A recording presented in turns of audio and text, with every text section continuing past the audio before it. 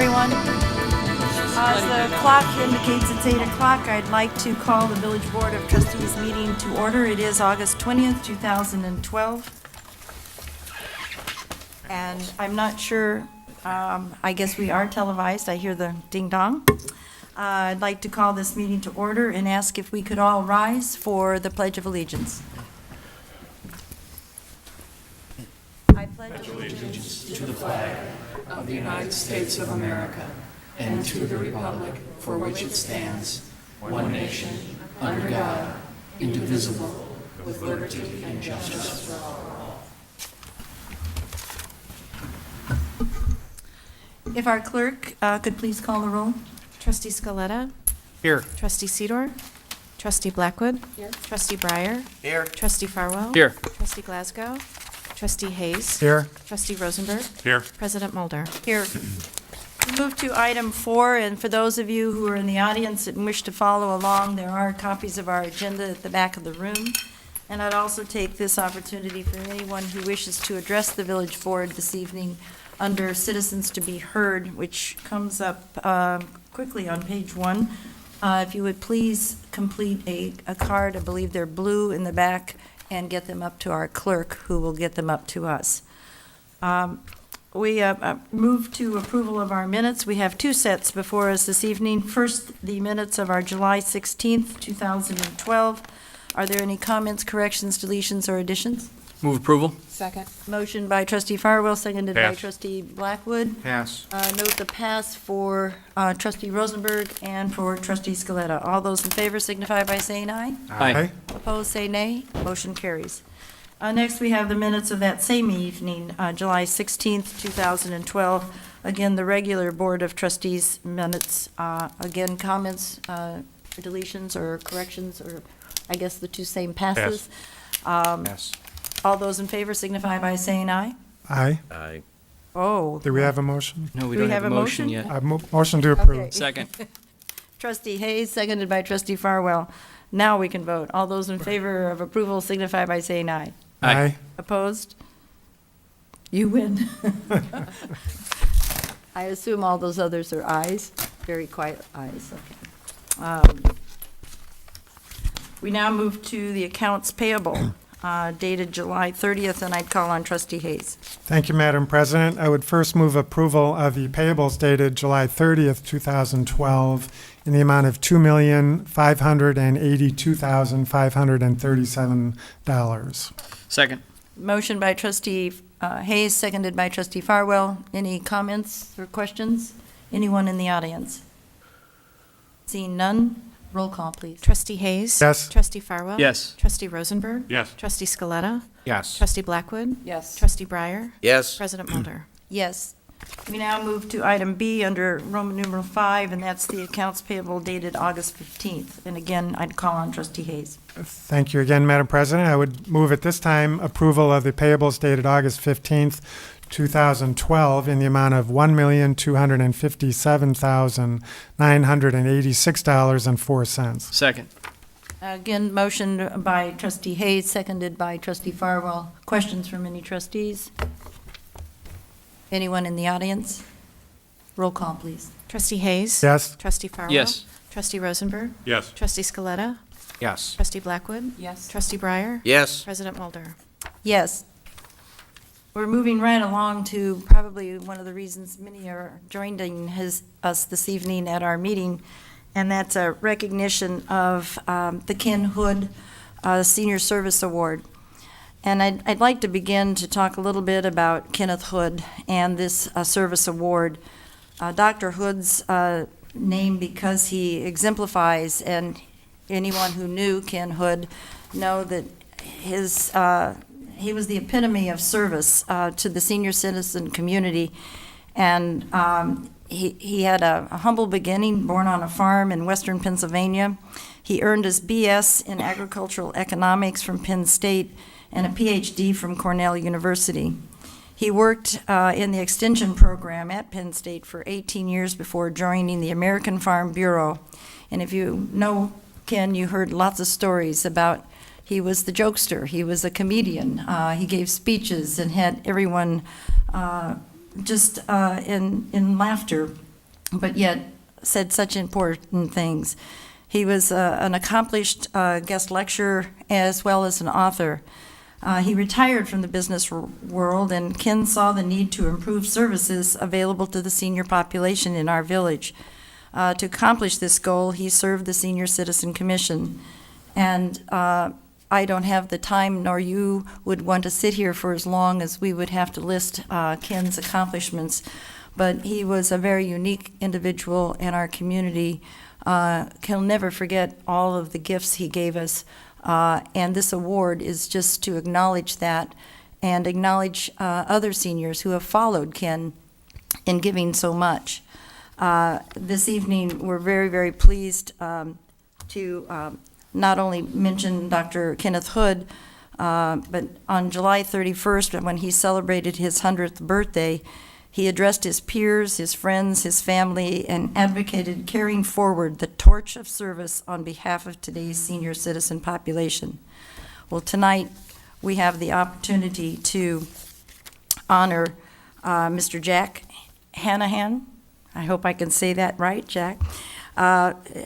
Jack has lived here in the village of Arlington Heights since 1972, and even though he had a little scare in 1983 with quadruple bypass heart surgery, he was visited by a member of the Mended Hearts, an organization of the former heart surgery patients who would visit and counsel patients who had to go through the same experience. In '93, Jack founded a Mended Hearts chapter at Northwest Community Hospital. In '97, he accepted the position of regional coordinator for the Mended Hearts program and remains active in that program still today. In the early 1990s, Jack joined the tax aid program, and I took a little while because everything on here says TCE, and I said, what is TCE? I figured it out. It's Tax Counseling for the Elderly. So there's the TCE. So now all of you can know it too. It offers free federal and state income tax preparation for lower and middle income individuals aged 60 or over. And in 2000, he became the TCE coordinator for Wheeling Township and was subsequently appointed overall coordinator of all of Arlington Heights tax aid sites. His immediate recruitment efforts increased the number of counselors available to serve in 3 different Arlington Heights sites.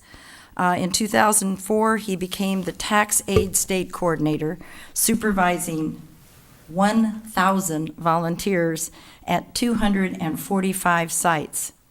Currently, Mr. Hanahan serves as the district coordinator for the tax aid program here in our village of Arlington Heights. He's much more than a tax guy. He and along with his wife, Peg, are extremely active in fundraising at St. James, which I guess might be the reason I saw Father Bill somewhere in here. Where are you, Father Bill? There he is. And chaired the fundraising for the parish in the year 2000. In '95, he became involved with the successful management of the bingo program. Currently, the parish has a plan for campus expansion, and Jack, again, was asked to manage the properties involved until they were integrated into the master plan. He continues to do what's so important, and that is usher at St. James, and is a member of the retired men's group. Pastor William Savetsky, who's here this evening, stated that Jack is unwavering in his commitment of putting others, especially the elderly, before himself. I think that says it all, and that's why he's been selected. Many worthy candidates were nominated. I'm glad I didn't have to judge on this. But Jack, I think you have set a standard of putting others before yourself. And countless people probably I've tried to find ways to properly thank you. And I think our Senior Citizen Commission, and I'd ask the chair if you'd like to come forward to the microphone, if you would like to add any comments on Jack. We're so pleased to honor you. And if you'd come up and stand probably next to, so we can get you on camera, the two of you together. Stand around here. Yeah. And any comments if you want to add here? Okay. Sharon? I'm Sharon Adams, Chairman of the Senior Commission, and I will tell you, it was very difficult this year. We had quite a few applications and very good candidates. I hope that many of them resubmit their application next year because, but after reading them over and over again, Jack kept coming out on top each time, and so our committee, finally, after we took our vote, it was unanimous. And we presented your name to the board, and it was, of course, unanimous at the board. I want to thank the trustees and the mayor and the administration for allowing us to put this on tonight. We're very proud of it, and we work real hard all year getting everything set up, and we do have a reception afterwards for Jack and his friends, and we do invite all of you after your long meeting tonight, because I saw the agenda, it's quite long. So when you're done, if there's enough time, there's plenty of cake and fruit and punch down there.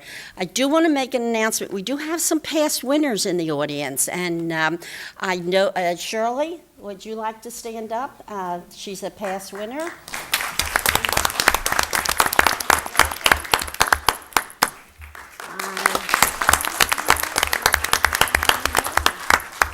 Sharon, you have to speak into this mic. In fact, why don't the two of you come up forward, and our past winners, I think you should be part of this. Would you please come forward? Do you want to bring your wife? We know that Jack could be nothing without his spouse, so get up here. Everyone come up here. And I would not be happy if you didn't. What would you like to share with us? Well, I'm very grateful for this. It's quite unexpected, but there's a lot of people and a lot of groups that really deserve this. And in fact, the groups we work at for taxes are very gracious. They give us the facilities. In fact, they probably give us lunch occasionally too, so that's very nice. The church, Father Bill and Father Peter Bowman Forum made me understand how grateful I should be to help out a community and to do the right kind of thing. So thank you, Father.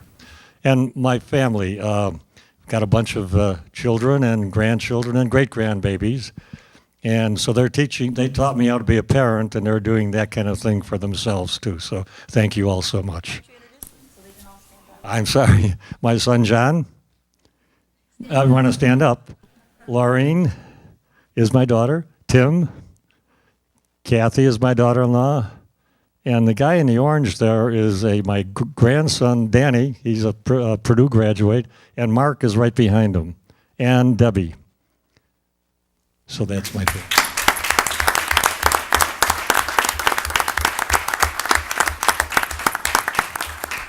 Can I ask all the members of the Senior Commission, since it is a group effort that we do, so will each one of the commissioners stand up so everybody gets a chance to see them? Come on.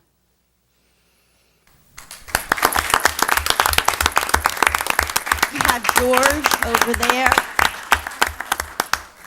Oh, okay, George, Sharon, Irv, Beth, Maureen,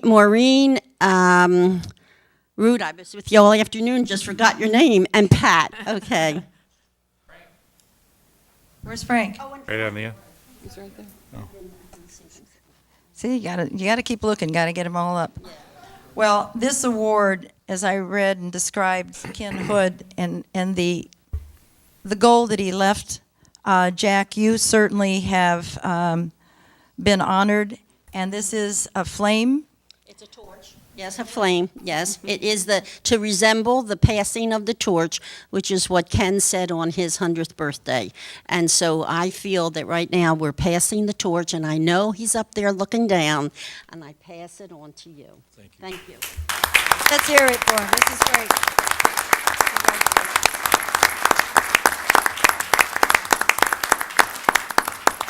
I think this is wonderful that we have our past recipients here. I remember both of your evenings with your family and your support. And I think that's true of any volunteer.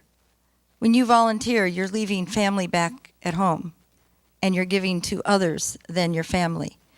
And sometimes we forget to say thanks to our family. And that's why we like to have all of you here and stand up. You've shared your dad and your mom with the community, and he's helped countless other people. I know about that time you're going to help me with my taxes. No, I don't make any money, so it's okay. It's going to be easy. So, I mean, it's our senior population is probably the best example about volunteering.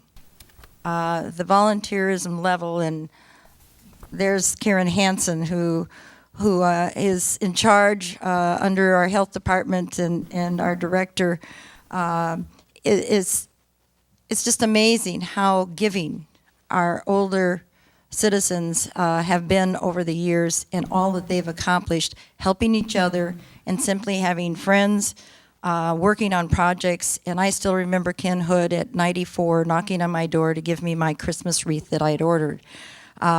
There's just never a time that they're going to stop until they just absolutely can't do it. And we're very fortunate to have a significant senior population, and I want to commend the staff for the operation of our senior center, because I know we attract far more than just Arlington residents, and I thank all of them as well. So Jack, keep it up. That doesn't mean you can quit now, you know. Just because now you've got the torch, you have to pass it on to someone else. So let's give a hand to these three winners right now. Thank you.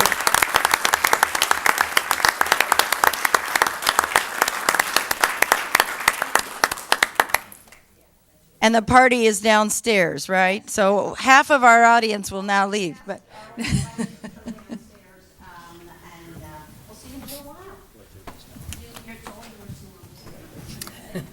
it's the Beekner room, I believe, right down on the first floor. Great. Let's give Jack another round of applause. This is absolutely awesome.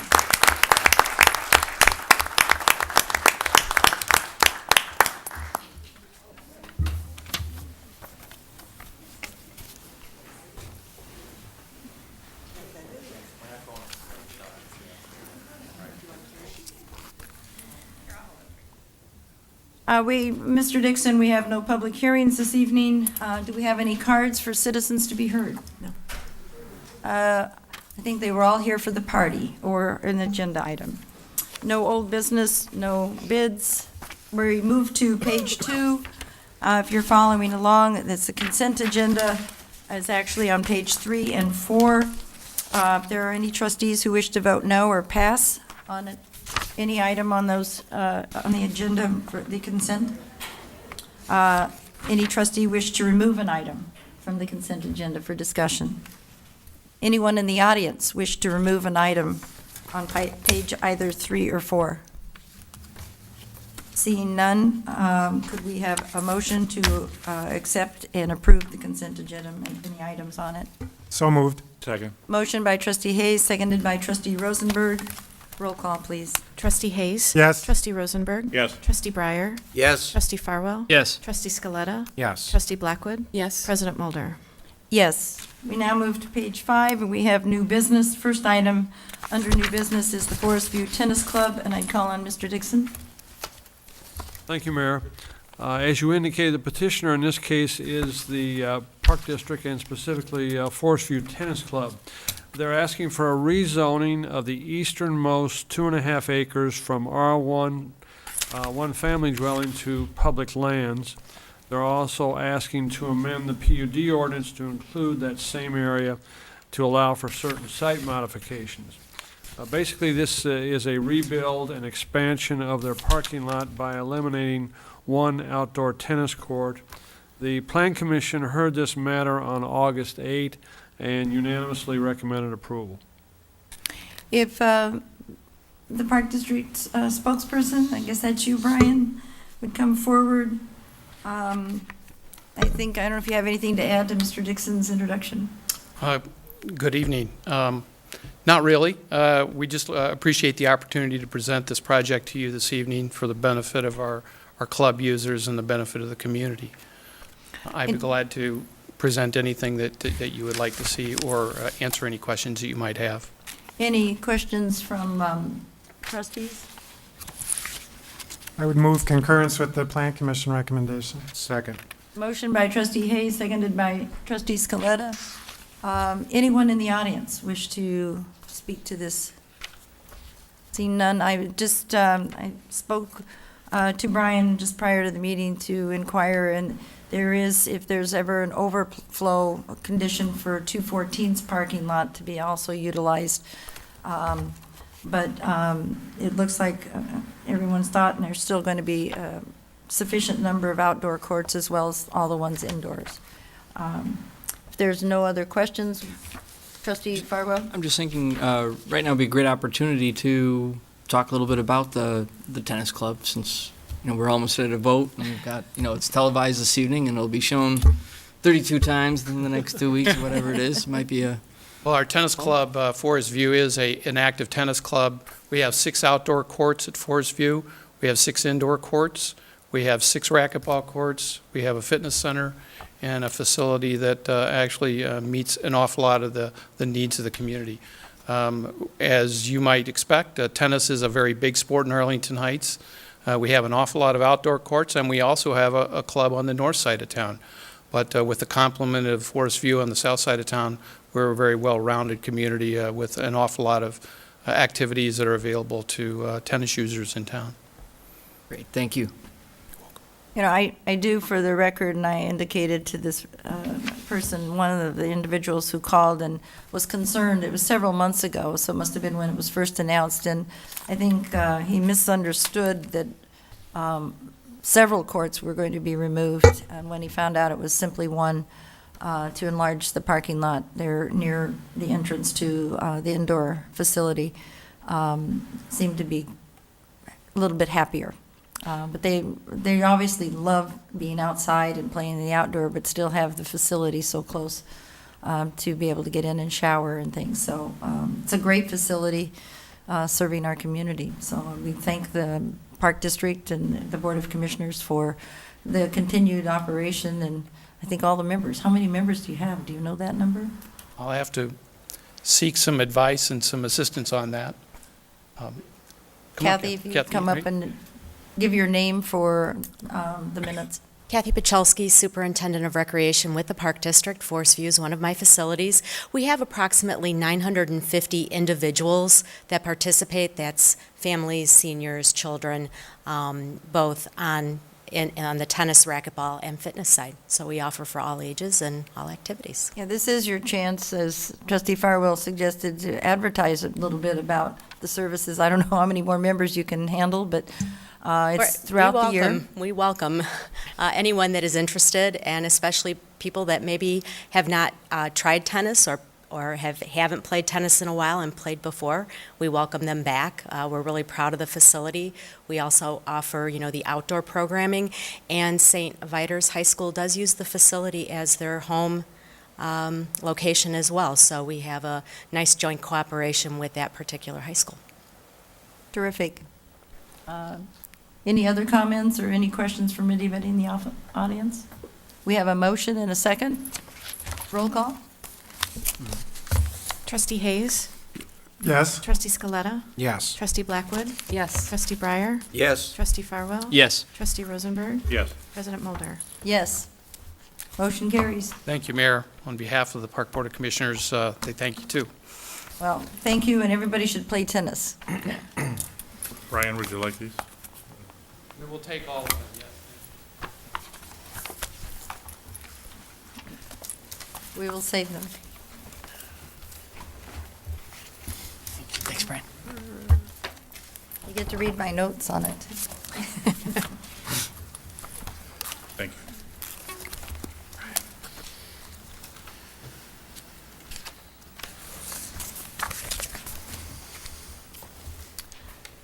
We now move to item B, Dulce Bakery, Dulce Bakery and Cafe. Mr. Dixon. This petitioner is at 4204 North Arlington Heights Road in Unit D. They are requesting an amendment to a special use ordinance to allow a sit-down carry-out restaurant, a variation from Chapter 28 of our code pertaining to the required traffic and parking study from a certified traffic engineer. This is reuse of the former Around the World Cafe site in Terramere Plaza. Planning Commission considered this matter on July 25 and unanimously recommended approval. The petitioner could please come forward and introduce themselves, please.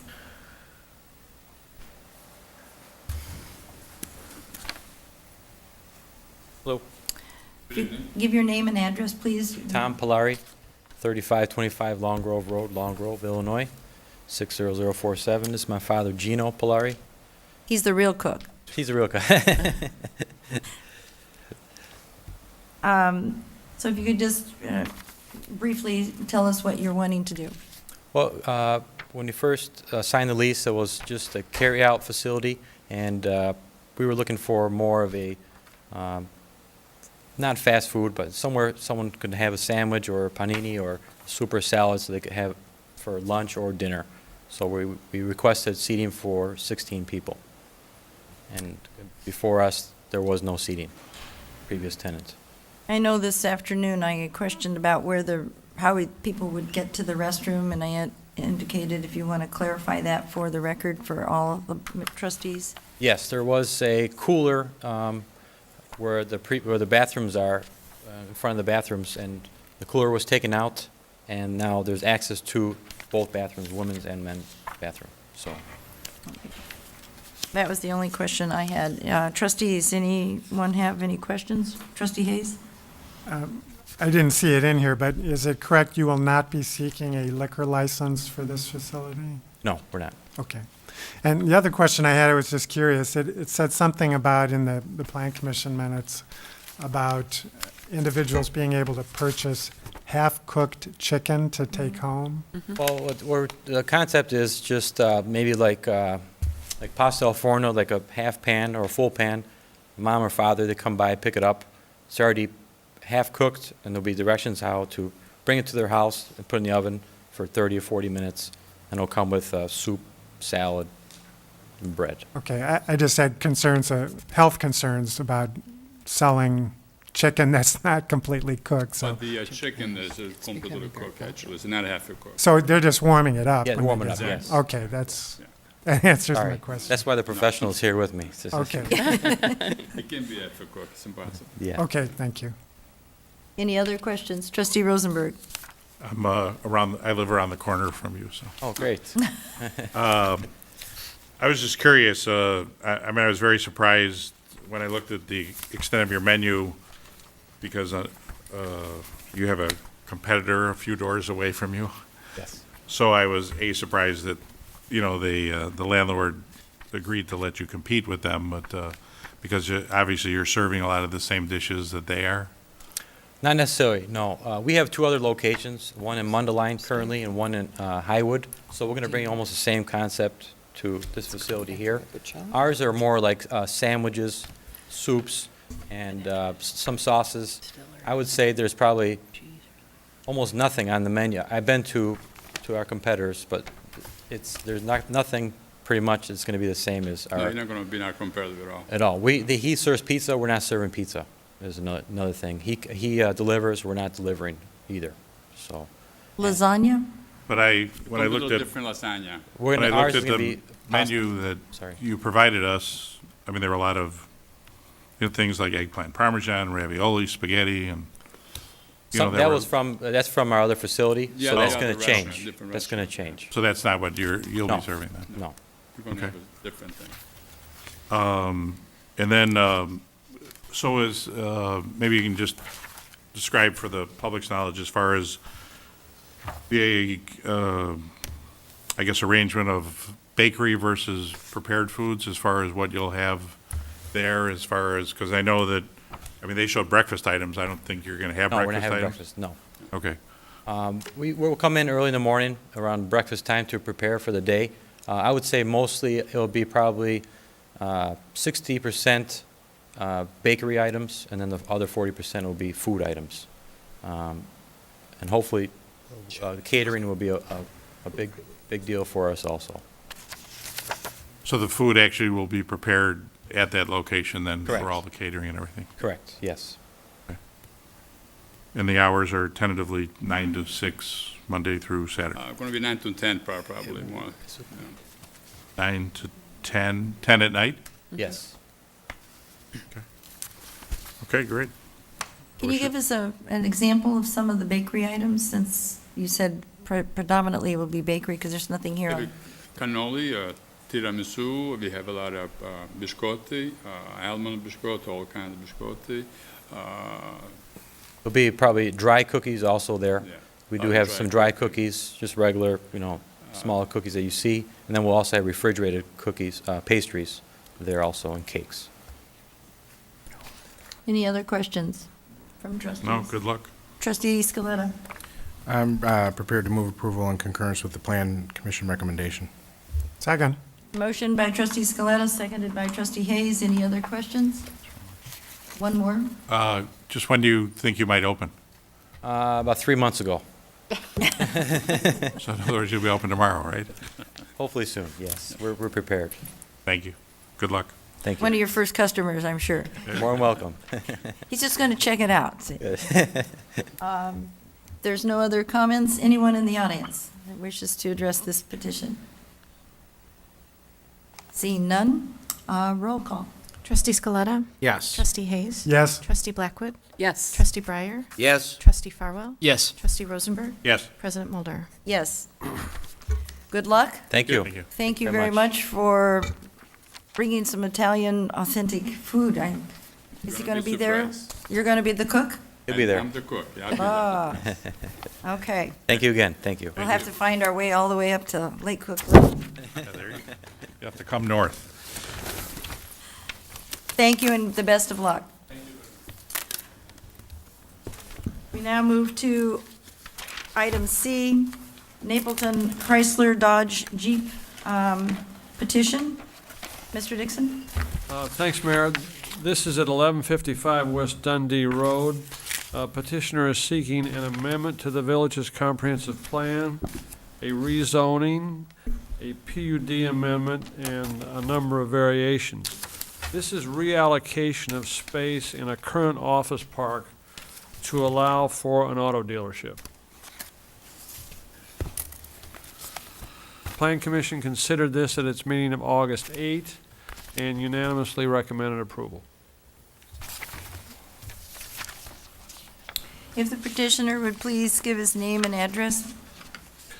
Thank you. Madam Mayor, members of the board, my name is Bernard Citron of the law firm of Thompson and Coburn with offices at 55 East Monroe, Chicago, Illinois, 60602. We appreciate the opportunity to appear in front of you today. This is our second time before the board, bringing you a little while back. This board graciously approved an economic development agreement for this property. That was, of course, subject to receiving approval now on the various matters that are before you this evening. We had a very good reception at the Plan Commission. We trust we answered their questions because, again, as pointed out, the approval was unanimous by the Plan Commission. This is the project that's located both on Dundee and on Sheer Drive. The front building along Dundee will basically remain. We're doing about a 4,000 square foot addition to that building. I'm going to try to use this. Of course, that didn't work. Here we go. And I don't know if it's going to point, but. We saw a little hand. Oh. We did see a hand. Yeah, but it's not working. I don't know. Anyway, we're going to do a small addition to the rear of the front building. We'll show you the elevations of what will become the front building because the front building will be where the actual dealership is. The rear building directly opposite of that on Sheer Drive will become, a portion of it will be taken off, and all of the tenants that are currently in the front building are being relocated. So at the end of the day, this office complex that is about 35% vacant will be 100% full. So by coming in with this, we are actually creating a lot of economic opportunity. The other building on Sheer Drive is going to be torn down and will become the storage lot that you see on the west portion of the property. On the variation, first of all, on the relief that we're asking for, the comprehensive plan amendment is to allow for our rezoning. We're seeking to rezone the entire property as B3. It makes the development here without having to, it allows the development here without seeking conditional uses, other types of uses, so that we can have the storage lot, so we can have all of the offices that are going to happen on this property. I think the Plan Commission believed that we met the standards for that type of rezoning. The variations are very specific here. In terms of the parking lot variation to not have the islands, that is solely for the storage lot, because that's not really a parking lot per se like you would have for customers coming in and out of. That is literally our storage lot for it's like in a grocery store, a storage space, only our storage has to be outdoors. So the only place that we're seeking that variation is for that storage lot on Sure Drive. The remainder of the property meets the landscape code, and in fact, we're enhancing the landscaping at the southeast section of the property. We're enhancing the landscaping. If people are familiar with that, there's a pond that's located midway between the two buildings that really isn't too much of a pond these days. So instead, we're taking that out. We are still remaining with green space there. We're adding landscaping, so the full site works. The other variation that we have asked for is landscaping along the front, along Dundee, and again, that is the only perimeter landscaping that we're asking to be 18 inches in height. And of course, we want to show our cars. That's what this is all about. This site has a planning volume of 1,700 cars a year. It's one of the largest in the area. And that's why we're moving here, so we can accommodate 1,700 cars. Now, that's good news for everybody. It means by accommodating it, we get that number of cars. We get the cars to be able to sell that. It means that many more sales. It means that much more sales tax. It's good for everybody. But in order to do that, we got to show the cars. So what we've asked for is to cut the landscaping, again, only on Dundee, down to 18 inches instead of 36, and as pointed out by staff, that is similar to what this board has granted to other car dealerships. All the other perimeter landscaping meets the standards of your ordinance. So we've tried to only ask for those variations that are necessary to accomplish this project. Let me see what we got now. This is site circulation. If there's any questions on this, we do have our traffic engineer here. I think the most important aspect of the site circulation were two. Number one, and most important, people have always looked at car dealerships in some locations, and you see tractor trailers on the public streets delivering cars. And that blocks up streets, and it's not the appropriate use. What we have shown here is how you can get in and out of the site, and how you can get the car trailers in and out of the site. They will unload at the storage lot at the southwest of the property, and we will not be unloading at Sure Drive. So that is something that we are protecting the community and the surrounding road network. The other thing this shows is that you can get a fire engine around the entire property. This is a tight site, guys. We understand that. But so that staff worked with us very closely. We have widened some of the driveways so you can get a fire engine throughout the whole site. I think this was actually the other one. This will give you an idea of what we're doing with the building, along the front of the building, along Dundee. And now this is somewhat reversed. North is to the bottom. You can see the parking. You can see along the main portion of the building is where the actual showroom is. We've distributed offices along the entire back of it. Along what would now be the northwest portion, or in this thing to the right, that's the new car delivery. That's the car delivery. One of the things that Napleton does is, if you've ever stood out in a cold where your new car is being delivered and they're trying to teach you how to use that car, all the buttons, especially nowadays, we avoid that. We pull the car in. It's all done inside. If you have any questions, your salesman will go through the entire car with you. On what is now the back portion of the property are all the service bays. Everything's internal. You will pull up, basically hidden from the street, to be able to pull into the bays, and you'll be able to do that. There is a car wash at the rear, the far southern end of the site, or of our building, and that car wash, just to allay any concerns, is solely for our use, meaning you can't come in off the street. We didn't seek a special use. That car wash isn't for other people to just sell car washes to. That is strictly, if you bring your car into there for repair, we'll wash your car, but that's it. You're not paying for it. These are some elevations of the building showing you. I'm trying to see if we have there's the rendering. That's what you'll see from Dundee. So basically what we tried to do is to bring the front elevation of that building into what Chrysler is looking for. Now, they've, since their bankruptcy, they're projecting a new image. This is their new image. What we tried to do is to keep most of the building the same height. This was a one-story building, but just bring up the middle. It shows you the entrance. Using one of the things that the Design Commission asked us to do is add a stone band around the base of the building, basically for maintenance and to bring up the level of materials. And of course, we did that as asked for. Landscape plan, as you can see, we're adding trees where necessary along the perimeter. We are landscaping heavily the rest of the site where we can do so. The only area where we're not doing those type of interior landscaping is in the storage lot. And it's something we found, unfortunately, by experience, is that trees attract birds. And I hate to be, well, I'll leave it to your imagination, but it's actually even more critical with new cars because of the type of paint they use now. They use a water-based paint. It's not the old enamels. And it's a real issue where people have had to repaint cars that are, quote, new cars because of what's happened with birds. So car dealerships and birds are not a real pleasant thing to deal with. So that is the only location. And again, that site request of the Plan Commission asked us to put an ornamental metal fence around the entire portion of the storage lot. We need to fence it because of security issues. Security is a real big issue on this site. There is a plan, if you care to look at it, that shows how we're gating things off. The two things they steal the most, believe it or not, are not cars, are actually catalytic converters and airbags.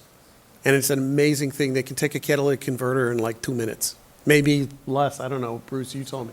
It's about 2 minutes, believe it or not. And they actually go in and they raid the site and try to take as much. Now, we'll have other types of security, but we have to keep people off this property for that reason, because otherwise they will literally strip these out. Even in Arlington Heights, I'm sorry to say, because they know there's a dealership here. This is some details of the landscaping. You can see, again, along the front of the property. This is probably a good time to look at this. One of the conditions that staff asked us to abide by, which we agreed to, there is a plan out there for IDOT to add a turn lane along Dundee, which would wipe out, what is it, basically our northeast portion of the site, that little bump out there. I don't know how the right-of-way ended up the way it is. You can see it's really wide along most of the frontage on Dundee, and then it kind of bumps up there. Yes, we would lose 15 cars of parking if that happened. We have agreed to not fight that if it in fact goes through, because that's a benefit for the community, to have that turn lane there. How that's ultimately happens, I mean, IDOT has just released design on that now, so we don't have any particulars on that. We were asked and tried to work with staff to get some particulars in terms of what the design is for that turn lane. We think they can fit it in within the existing right-of-way, but being IDOT, they'll probably take more than that. We have agreed that if they do take that, we'll replace the landscaping.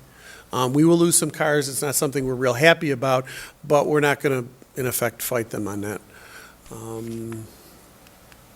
Utility plan, I don't know that we need to go through, unless you want to. We are adding all the stormwater detention on the lot, that's the storage lot right now, because we're taking down a building. We're doing an underground vault. Again, it's been approved by the city on that. And actually, that's the last slide I have. We do have our team here. We're going to start with about 80 employees at this site. We expect it to grow to well over 140. That's just with our dealership. And these are well-paid employees. I mean, service writers can make over $100,000 a year. Mechanics start in the 50s or 60s. So these are real jobs that are coming to town. And, salesmen, depending on how they do, can do quite well. So we think there's an additional benefit to this project by bringing this here. It's just an extension of the existing dealerships you already have. And what you have found, and most towns has found, is they tend to flock together. So if you build more dealerships come. So, and we don't believe it's competition. I mean, it's actually, you'd think that, unlike grocery stores who don't want to be next to one another, car dealerships love being next to each other because people come in and they shop one, they shop the other. It all feeds back and forth. So we think this has some spin-off benefit for the municipality. With that, we do have our team here who can answer any questions. We hope that you are still excited about this project as you were when you approved the economic development agreement. Thank you. I'm going to just start off, just to make sure I've got it all right. I've got it, 2 X's of 2 buildings that are going to be removed. And that's where you're going to have the storage lot. There's a building there, and that's Let going to me- be demolished. The storage lot building on Shore Drive is being demolished. And then there's a small portion, And then there's the, follow Assure. that's the storage lot that used, and that's the storage lot where the little Right. hand's moving around, the magic hand. And there's a little piece there. Yes, that piece is coming off. That's going to go away. Yeah, so that we could add parking for the My building. X is in the right Yes. place. Yes. I was looking to see if I had your plan. Thank And we're you. going to be doing the new facade on that back building. When will you know when IDOT wants to take part of your frontage? We have no idea. Unfortunately, we're having to do the improvements now. Steve, what, a year or 2? Well, this is Steve Corcoran. Please identify yourself for the record, and he may have a little more information. He's our traffic consultant. Good evening. My name is Steve Corcoran with Erickson Engineering. Basically, the village and IDOT have received a CMAQ, that's Congestion Mitigation Air Quality Grant, for the intersection of Kennecott and Dundee. And that's going to do actually 2 things: provide crosswalks and pedestrian signals to support the existing bike path along Kennecott, so you can cross Dundee Road to get further north and get over to Nickel Knoll and the bike path system in the north part of the village, and then to add the right turn lane. Basically, they released their engineers to start the study at the beginning of July, and they are not expecting to have their final design till next summer. So that's the kind of the schedule they're on. And your building, how soon will you begin your construction? Yesterday. Yes, We've actually or done. as I said, 3 months ago, or the group in Yeah. front of us? We will hopefully be up and running by January? January 31st, we hope to invite everybody to a grand opening. That is how aggressive our schedule is. So the answer is we're going to be putting improvements in that may, within a year and a half or 2 years, be taken out, but we need to get here. We need to get this thing built. If we have a winter like last year, you'll be in good shape. Actually, because we're not doing that much exterior building, we're not really concerned over winter conditions. If we can start the site work, and it's not even that aggressive of a site work, we'll be lucky, because we'll be able to do everything else is interior. Trustee Rosenberg, you have questions? Yes. The number of customer parking spaces, looks like there's about 25 or so. No, there's actually, Steve, handicap. can you walk through the parking, please? And how we divided it up? I could find it, but I'd rather you answer that question. Sure.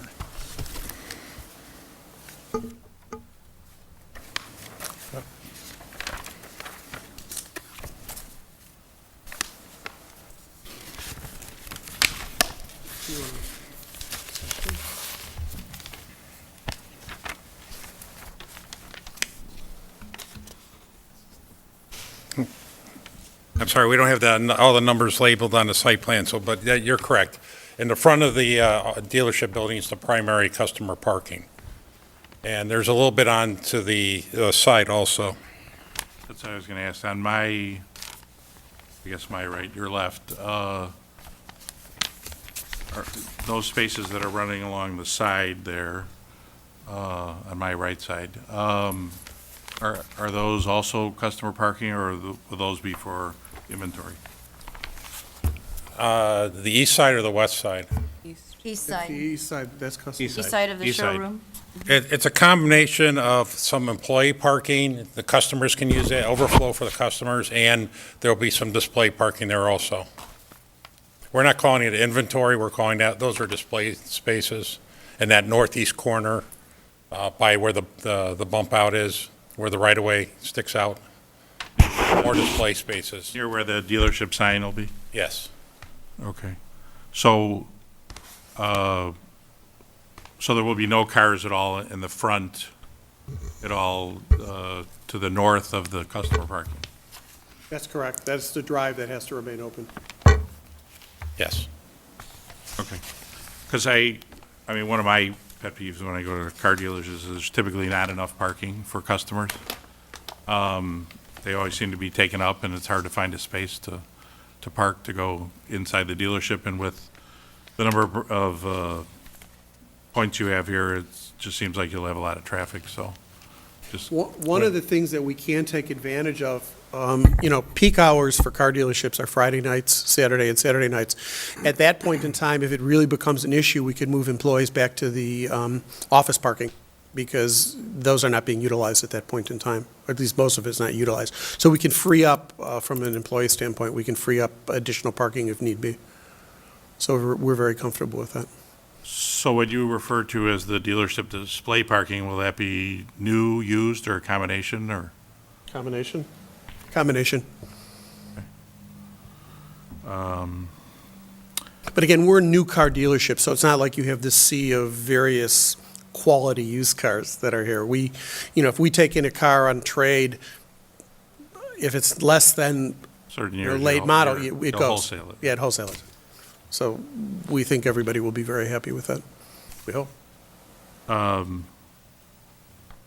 The 98 tandem spaces, are those part of the 180 spaces that you're, in your computation, that you show for dealership spaces? I think it was on page 5 of the report. No, those are all part of the inventory count. So the 15 spaces along the north side of the building, as well as the whole, what we're calling the inventory lot, are part of the inventory. Or the number of what we're calling the inventory spaces. We have 284 vehicle display and inventory. That's in addition to the 485 spaces that are required for the other uses. So we have a total of 769 spaces. Right, So I'm some, just, the tandem spaces are only part of the vehicle display and inventory. Or, I guess the direct way to answer your question, no, they're not part of the 180. okay. Yeah, I was just talking about the dealership parking. No, they're as not, far as- no, they're only part of the inventory. So as far as the number of spaces that off the inventory storage lot will hold, that is the 284? It's the inventory lot, the 284 is the inventory lot plus the 15 spaces up in the corner. At the northeast corner of the site. Right, the northern half of those tandem spaces. Okay. So it's 284 minus 15 is the inventory lot. So 269. So, I mean, at any one point in time, what's the expectation of the amount of inventory that you'll carry of new cars? Bruce? 240. The answer from Bruce Etheridge, who's the CFO of the company, is 240. Okay. Is traditionally what you have. So You have some, It'll be pretty close. it'll be close, but we make sure that they're not in the aisles. So will you have the ability to expand onto the office side as far as, I don't know if there's a need, or, I mean, will that, maybe that's a question for Charles. I mean, if they have to encroach upon the office space, is there, since there are roughly 20 spaces excess, is that allowable? They could, because the whole site's going to be zoned B3, and so this would allow shared parking. So if the demand is lower for the office and higher for the vehicle inventory, or higher for employees for the showroom, they could park in those spaces as well. Okay. At this point, though, we have longer-term leases with all those tenants, so in the near future that we can foresee, those will remain offices, and the dealership is just the dealership. Right, I'm just trying to anticipate if growth is what it is and you need more inventory, you're going to need a place to put those, so. That's true. So- And Election Brothers that just moved in, that East Building, they have about 100 employees there, plus or minus now, so, they do have a good parking demand, but some of the other users may or may not have such a high parking demand, but they still need to be accommodated. And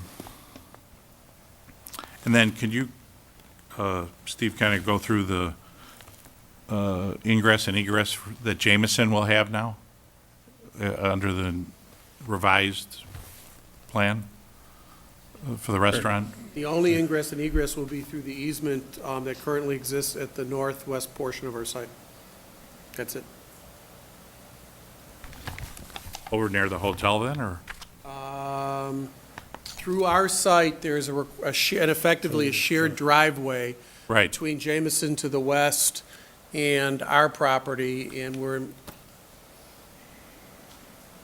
And then there's a easement across the hotel, then over to Wilkie, or the frontage road. There's a frontage road that they have access to the signal with Wilkie Road and Dundee. You can see on this aerial that I just pulled up. So their main point of entrance will be from Dundee Road at this point along the frontage road.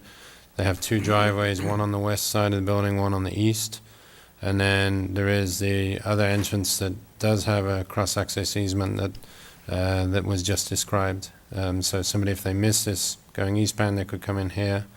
Westbound, you can't cross Dundee at this point, so you'd have to access at the signal.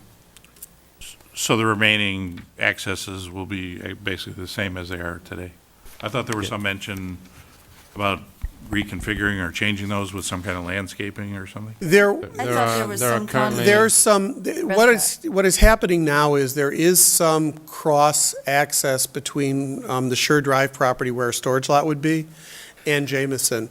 The question was asked directly to Mr. Cochran at the Plan Commission, how many cars use it, and he's been out there. It's about 5 cars a day. Right. And we need to close off the storage lot, as I indicated, otherwise we'll have other issues with the storage lot. So that access is going away, but it was determined between the combination of basically a benefit analysis for about 5 cars a day versus having to have that security there.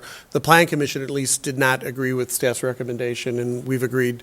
That was our ask, is that we not have that. And there are no the only recorded easement is that one at the northwest corner of the site.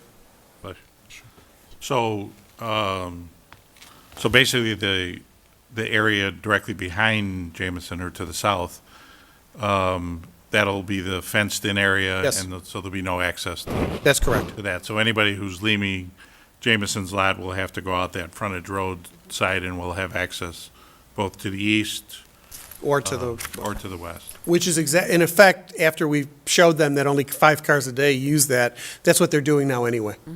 Yeah, I have no problem with that.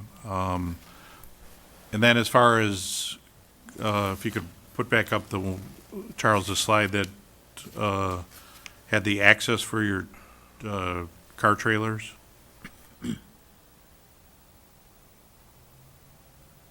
Is that the second slide? No, it's the second one right there. Is that the car trailer or the fire truck? That's the car trailer. That's the car trailer. That's the car trailer access. So they'll be coming off of Kennecott? Sure. Well, yeah, basically, the anticipation is the truck would come off Route 53 on the Dundee Road, over to Kennecott, come down Kennecott, make the right turn on Shore, and then it would enter our east access point, and then make it basically an S-curve into the southern part of the inventory lot, unload, and then it would exit the west driveway, which would only be open, that's a gated driveway, would only be open for access for the car carriers.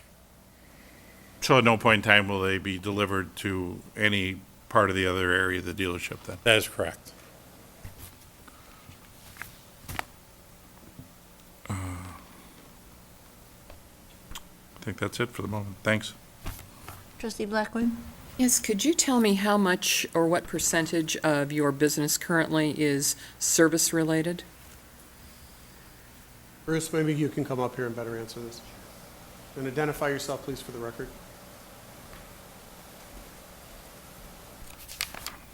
My name is Bruce Etheridge. I'm the Chief Financial Officer for the Napleton Dealership Group. Were you speaking dollar-wise or? Both. The actual number of cars per day for service, what you're experiencing, maybe in Des Plaines. That would help me. In Des Plaines, we're averaging 50 to 55 cars in a given day. And how many bays do you have there? We have 16 bays in the main building, and we have a alignment rack in a separate building with wash bays in the other building. So you're really only expanding the service capacity by 3 bays with the new development here? That is correct, but to be honest with you, the fixed absorption, the amount of vehicles that can be serviced at the displaying store, we're not reaching our capacity at that store. Okay. We only have 8 technicians there, and each technician is using, 2 to 2.5 bays because we don't have the service business there. The average repair order averages about 1.1 hour per repair.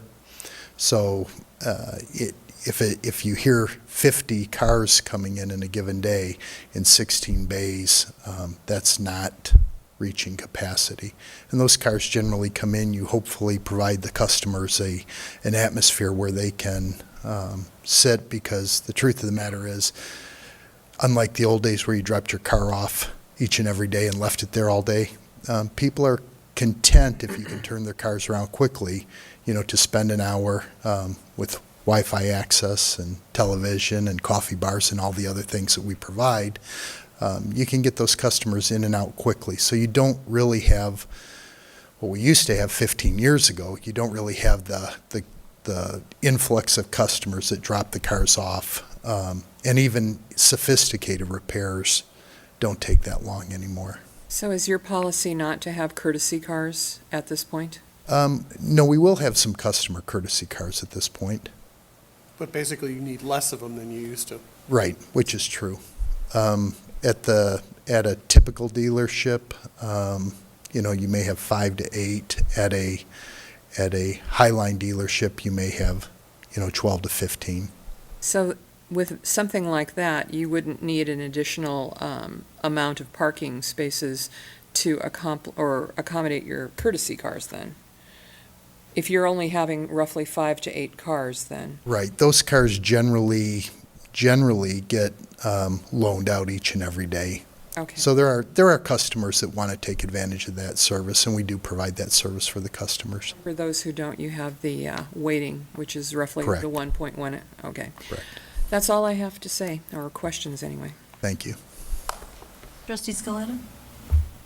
Hi. So, looking at the parking requirements that you have here, when we look at the showroom and it says 28 spaces, is that all for customer parking, or does that take into consideration your salespeople? That's strictly for customers. The employees will either park on either side of the building. Okay. There's some spaces on either side for sale force as well as the service and office workers. Well, for the office, it shows the 30 spaces, and for parts, it shows... For our salespeople, that's the 30 spaces, which is really office and accessory uses. For parts, they require us to have 5 spaces. We're showing that. Employees are probably partly the combination where it's a service of 3 spaces per bay. As Bruce indicated, we don't really hold cars that long. I mean, most of them are not for 2 days, thank God, anymore. So most of the employees will be taken up by that also. So if you took service, parts, and auto and added them together, you're at about 104. And in the beginning, you said you'd have how many employees? About 80 employees. But again, that's 80 employees total. That's not, they don't all work all at the same time, those 80 employees. Same thing when we go up to 100 and something employees, they will tend to work in shifts. I mean, salesmen, you'll have fewer during the morning, you'll have more at night, but at night, you don't have the mechanics. They don't stay open that late at night for mechanics, so those tend to close at 6 o'clock. So it's sort of this shift in terms of employees. Sure. But And even though we've marked it out that way, the fact is the same spaces will serve mechanics in the morning and salesmen in the evening. Okay, let's talk Saturday when service is open and the salesmen are everywhere. So I guess my concern is that your solution is that if you require more employee parking over time because you've hired more people because you're doing such great business, that you would then utilize office parking as a solution. Well, partly, again, on Saturdays, some of the spaces that would otherwise be needed over the week for cars that are there for repairs, those cars are gone. So we get to pick up some of that parking. And if it really gets that we have a special event and we have that kind of salespeople on site, then we could use the office parking for that, for the overflow. And I think Bruce could probably answer that better than I can. Typically, on a Saturday, you only run with 4 mechanics versus a full crew of mechanics. You only run with 1 to 2 people in the parts department. And the general office, which houses the girls or guys, frankly, who typically work, they're Monday through Friday, 8 to 5. So you lose all of that group of people during the weekend time when you would have generally more salesmen on the floor. Sure. I mean, looking at it on paper, it looks like you have excess of parking, and I guess my concern is that, first of all, there will be a policy within the dealership that no employees are permitted to park anywhere off-site. What and Rick Brandstetter, who's our real estate director, is here tonight also. But one thing which I think we mentioned in all of our other meetings is, in addition to our dealerships, we operate more than 2 million square feet of commercial real estate, office buildings, shopping centers, these type of facilities. And the truth of the matter is, we recognize fully that in addition to our dealership, we have an obligation to those tenants. We don't take that lightly. When Bernie mentioned that possibly our people could be parking in those spots, that would not be looked at with much favor in our dealership group, and we would focus on keeping those people in the car parking spaces for the car dealership. Chrysler provides us a guide, a minimum standard for parking, and that entails new cars, used cars, employee cars, customer cars, service cars, and we have met by purchasing the land to the west, or the building to the west, and the tandem parking that's going to be hopefully allowed in that lot, which has been approved by the other committees. We don't believe that it's going to ever be an issue for us. I would be thanking the good Lord if he brought so many customers in on a Saturday that I had to have people parking, in different spots. But the truth of the matter is, Chrysler provides these guides. These guides are minimum standards, but after much research, those standards are put in place, and we've exceeded every standard that Chrysler has in everywhere, as well as what the town has given for their standards. So I'm comfortably confident that this isn't going to be an issue for us. And Trustee Scaletta asked a specific question. You're not going to let your employees park off your sites. They can't park in the Caribou parking lot or some other location. Can't park on Kennecott, they can't park on Shure, they can't park over at the hotel next door. We plan on having all of our employees park on our lot. Will it be an employee requirement that they park on your property? Yes, I believe so. I think we have That's the adequate right parking. answer. Thank you. Just yes. So, let me just be clear. I'm excited that you guys are coming to town, and I think it's a great plan. I just want to make sure that issues that I've seen in other municipalities where there's been car dealerships that have grown larger than anyone ever imagined, that have created parking problems for surrounding developments, doesn't happen here. And so that's why I'm asking these questions. My next question is for Charles. Charles, looking at the office portion, you have professional and you have medical, and as of right now, they're required for 286 spaces, but they have 305. When you look at the professional, they need 1 space for every 300 square feet and 1 space for every 200 square feet for medical. If they were to increase their medical significantly, they would start to come up with a deficit. How would that be controlled by the village to make sure that we don't have a deficit? And what kind of remedies do we have if all of a sudden we start to have parking problems on this property? And before you answer, I guess is one of the questions that we have the opportunity to reduce the amount of vehicle display and inventory in order to make up for that deficit.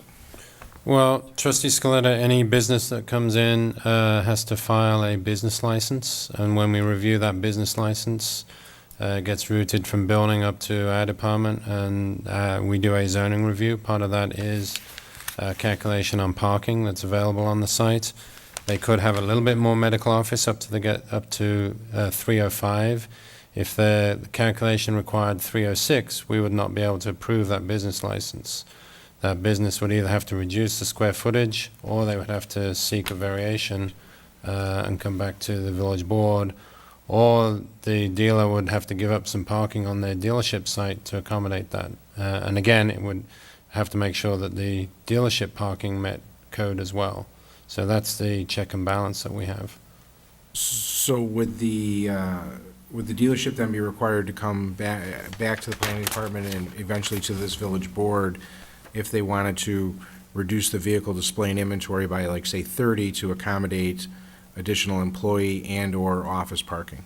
They would not have to come back to the board to reduce the vehicle display and inventory, because that's, the requirement is whatever they need in that particular case. There's not a code requirement for that. But if they were to reduce any of the 132 required spaces, then it would trigger a variation. They would have to come back to the village board.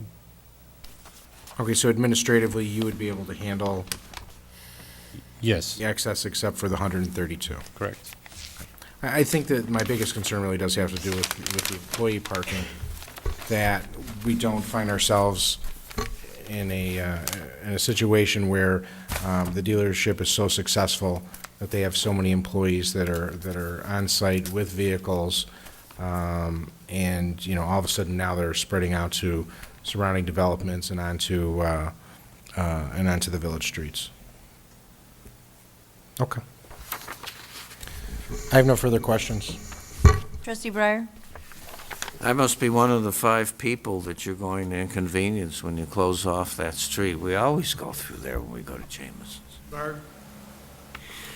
If I were a handicapped employee working in your business office, where would you permit me to park?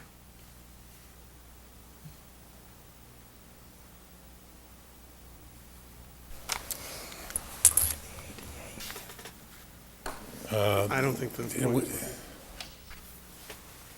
We have, well, basically you could park anywhere where there's a access spot, but the 2 primary spots is they're on the east side of the building. You can see just off the corner, there's a accessible spot right there. And there's another one by the service department entrance on the west side. The 2 primary that would be for employees, and then obviously if there's more, they would have to use the spaces up front.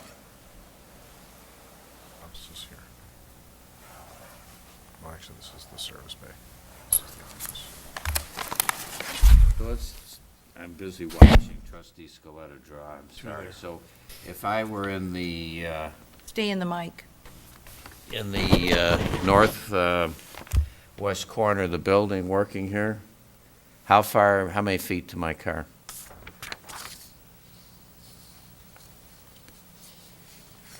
The northwest corner of the Where automobile the dealership? business offices, or am I? That's the new car delivery space in the northwest corner of the building. Where Hey, Breyer, I think the standards for handicap parking is how close the space is to an entrance into the building. So even though you may be working in the business office, internally, once you get in the building, you have access. So from the space on the southeast corner of their building, there's an entrance right over there. If there's another entrance from where Steve talked about at the west portion of the site, there's an entrance into the service bay, so you can get into the building. And that's really, when you look at distribution of handicap spaces, it's not really, you're not looking, I don't believe you're looking at internal locations. You're looking at where can you get into the building, because once you get into the building, then you can get to that business office at the northwest corner of the site. Well, except you may have people that don't need wheelchairs and just have mobility issues. We understand that, but again, the standards that we can't do, we don't have any other spaces there, except, again, if you did need to, we could make arrangements. There are handicap spaces located along the front of the building that we could use those spaces if you wanted to be that much closer. So there is a possibility. So there is the commitment that if somebody were handicapped, you wouldn't say, well, we don't allow employees to park here or something like that. No, we will accommodate whatever we have to accommodate. We value our employees, and that's very important.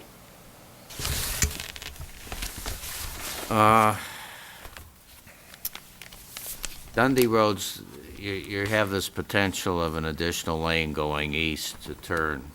I bet Mr. Dixon knows where I'm going.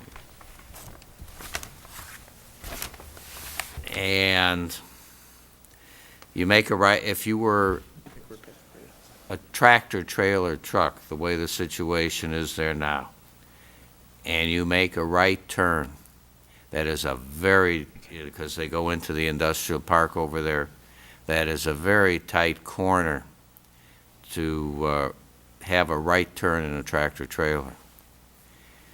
In our potential plan to do something with that Kennecott-Dundee intersection, will there be anything done to widen Kennecott so that tractor trailers have more space and are better able to make that turn? I know when I've been there, I have yet to see a tractor trailer that the trailer wheels don't end up on the curb.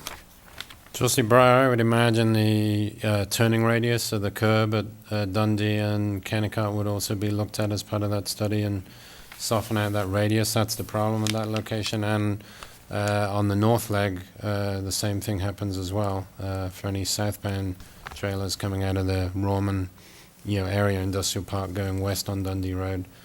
So I would imagine, I'll talk to engineering and confirm that, but I would imagine the study would look at those turning radiuses as well. As part of the IDOT study, they're going to do an intersection design study where they'll do, just like we did on some of these drawings, do the tractor trailer exhibits to see how they turn and put the appropriate radius in. But from my discussions with the IDOT project manager, they are intending on putting a bigger radius in there. How big, that's the result of the study, because they realize that's definitely an issue. Well, like Trustee Scaletta and maybe everybody up here, I'm excited to see this come here. I raised the question about handicap parking because in the experience of our family, many employers have not had what I would consider easy parking for somebody who's not in a wheelchair but mobility impaired to utilize.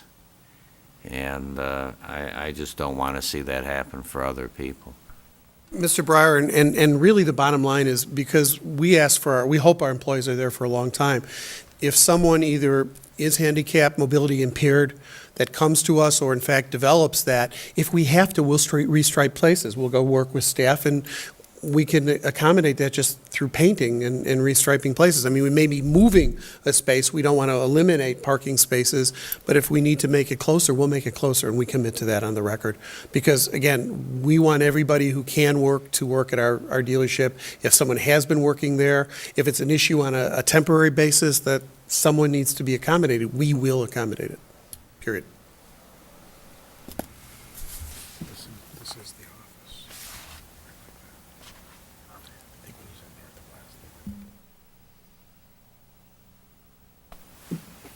the last. Are you, I'm through. you're through? Okay. There have been so many fine questions asked at that end of the Hopefully the answers were dais that satisfactory. I don't need to ask too many. Trustee Farwell. Actually, I don't have any questions. You've certainly exhausted all the questions satisfactorily here at the board meeting, as well as the Plan Commission, the Design Commission, through and through. I'm very excited to see you come into Arlington Heights. I'm excited about the jobs that you're bringing and the economic opportunities on the north side. So with that, I would move approval. Second. A motion by Trustee Farwell, seconded by Trustee Blackwood, as well as Trustee Scaletta.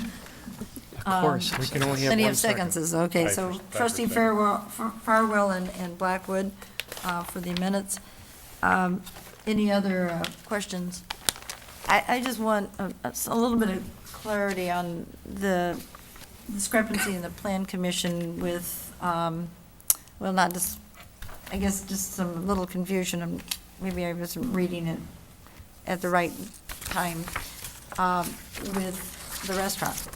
And is it because of where you're going to store the cars, they were getting customers or their employees entering to the back of the restaurant from Sure Drive, and you closed that off? If you look at the drawing of at the far north end of the storage lot, you'll see what looks to be two driveways. They were somewhat official driveways that did cross from the Sure Drive. That's good, the magic hand is back. So you can see those two driveways there. We are closing that off because the gates along Sure Drive have to be closed at night. One of them, as Steve indicated, the westernmost gate is only opened for when tractor trailers are leaving our site. The other one has to be closed at night. So once you do that, you eliminate access to Jameson's. I apologize, Trustee Brewer, I didn't realize that you actually used that access. Maybe we just didn't count you the day that we were there. But we have looked, and it just really isn't, there's no formal easement, by the way. If there had been recorded easements, of course, we either would have accommodated or worked with Jameson's, but the only recorded easement is at the northwest corner of our site. So we will be closing those off. And what staff has recommended, that if Jameson wants us to add landscaping to where those driveways used to be, is that we add landscaping. I'm not sure if staff has heard back. There was some discussion from Mr. Dombrowski with Jameson's that they, instead of wanting landscaping, they were actually asking to leave them as parking spaces. So that we haven't heard back from. But we need to close that off, because otherwise you'd have at 10 o'clock at night after, now of course not Trustee Brewer, but other people have imbibed a little bit at Jameson's running through our storage lot with brand new cars, or worse. I was thinking more of the daytime, Nokia Siemens employees might be coming to the restaurant via that way. It really, you cannot have, no auto dealership will allow other than we don't even allow customers to drive from that property. Our own customers are not allowed onto the storage lot. If you want to get a car out, we bring it to you because of the liability. I mean, the insurance issues, because if you damage a car, it's no longer a new car, by the way. You got to tell, it's a new car, but you have to tell them it has been repaired. So that's a real major issue. And again, we're looking to do a lot of volume out of this dealership, but we cannot have that coming through our property. It's just really a no-no. And I can provide an update. Matt Dabrowski has met with the owners and spoken to them on a couple of occasions. He spoke to them today because they wanted time to think about it. They acknowledge that they don't have a recorded cross-access easement. They would prefer it to remain. But if it doesn't, they would like to keep, the kind of little areas where the driveway is, so they could valet park or have employees park there. They would prefer not to have that landscaped. And actually, Mayor Mulder, Bruce pointed this out to me. During the daytime, that eastern access point on the shore will be open and cars will be able to come through. That one is not part of the storage lot. As you can see, it's off-site of the storage lot. So Siemens employees wishing to go for lunch will actually be able to go to our site and go right into Jameson's. It's only at night that we have to close that access, because we have to close access into the storage lot. So we are still, we don't, I have to say welcome it, because again, we don't want to necessarily have that cross-traffic, but there's nothing to stop people during the daytime hours from using that access from Sure to Jameson's. Part of what's been presented to each of us are several conditions. You are in agreement with Yes, all of those? absolutely. That came forth from the Plan Commission and staff? Absolutely. Just want to get that on the record. Thank you. Trustee Rosenberg? The final decision on the fence? Is metal. It's ornamental metal. We had proposed ornamental metal around two sides and solid wood around two sides. Plan Commission uniformly were very, they really want, the metal. and we understand that. And ultimately, the words I think I used were, I give up. And we agreed to the ornamental metal fence. I think it's actually in the transcript. We agreed to it. It's much more attractive. Yes, it is. It is, and actually the Cars look better. No, something's even more than that. A couple of the members of the Plan Commission pointed out, if we're so concerned about security, why do you want to have any portion of the site that you can't see onto? So we traded off, it's an expense issue, but we traded that off versus it is much more attractive. It's a unified fence, and it is actually better for security purposes. So we agreed on all accounts. That's why it's not a condition, because we just agreed, and the new plans reflect that. Thank you. Anyone in the audience wish to make any comments? only businesses up there, so. No single-family neighbors, I guess. Yeah, we picked a good location, yes. Lighting, traffic, all those things that you would otherwise hear from a car dealership. We're lucky with that. Anything else from staff? We have a motion and a second. Roll call. Trustee Farwell? Yes. Trustee Blackwood? Yes. Trustee Breyer? Yes. Trustee Hayes? Yes. Trustee Rosenberg? Yes. Trustee Scaletta? Yes. President Mulder? Yes. We thank the board for their time and consideration. We thank staff for working very closely with us. We look forward to having a big grand opening as soon as we possibly can. Thank you Great. very much. Well, Thank you. we want to thank you, and I don't need to repeat all the comments made by trustee Farwell, but obviously, we agree with you on Dundee attracting more car dealers. It does create a nucleus, and to be very frank, we like car dealers. We like the sales tax, so. And Arlington Heights was very, very accommodating. We worked through any of the issues that we have. Staff worked very hard to accommodate our needs, and we appreciate that the board, while you did have some questions, these were questions based on needs. Scaletta, you were very honest that we have to make sure we don't affect. If you look at the numbers, we exceed all the parking numbers. We will make it work, and we're here for the long term. I mean, we've been around a real long time, Napleton, and we're here for the long term, and if there's an issue, someone can knock on our door and we'll make sure that we don't have an issue on all those issues. But again, thank you very much. Well, I would extend that the people at Ford are very pleased that you're coming to town as well. So, I mean, it's just bringing another car dealer. It's more people to go shop cars. That's what it's all about. You see that everywhere. Well, thank you very much.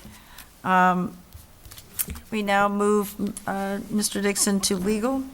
Yeah, yes, we have one ordinance this evening that pertains to Dulce Bakery and Cafe, which the board heard earlier this evening. And this is a special use, so it does take an ordinance, and we'd recommend approval. Trustee Scaletta.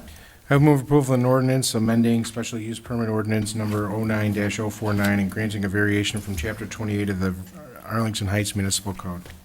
There's a motion by trustee Scaletta. I need a second. Second. Second by trustee Rosenberg, next door neighbor. Any other comments? Seeing no hands, nothing from staff. Roll call, legal. Trustee Scaletta? Yes. Trustee Rosenberg?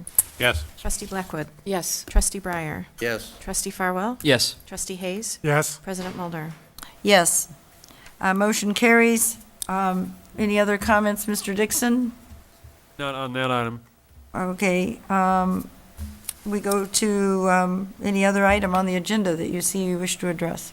Well, Trustee Glasgow indicated to me that if he were here this evening, he would say something about the dog park issue. In his absence, I will do so just for public information and education.